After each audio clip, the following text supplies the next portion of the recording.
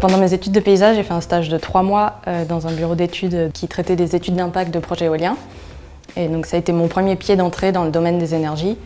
Et ensuite, quand j'ai cherché mon alternance en cartographie, j'ai trouvé l'offre de poste chez VSB. Et je me suis dit que ce serait intéressant de voir l'autre côté du domaine. Et du coup, j'y suis restée.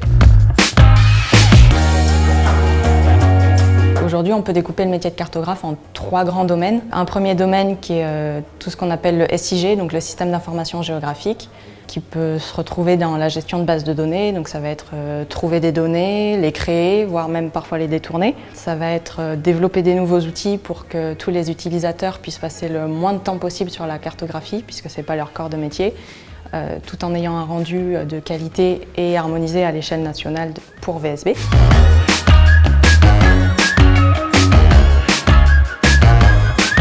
On a une deuxième grande tâche qui consiste à la réalisation des pièces graphiques pour les dépôts de dossiers de projets. Donc on va avoir tout ce qui est la réalisation des plans réglementaires. Donc ça va être, en gros c'est un plan qui montre où vont être les machines, quel va être l'état du terrain pendant la phase construction, pendant la phase d'exploitation. Et on a aussi tout ce qui est photomontage. Et du coup l'objectif c'est de montrer l'impact du parc dans son environnement.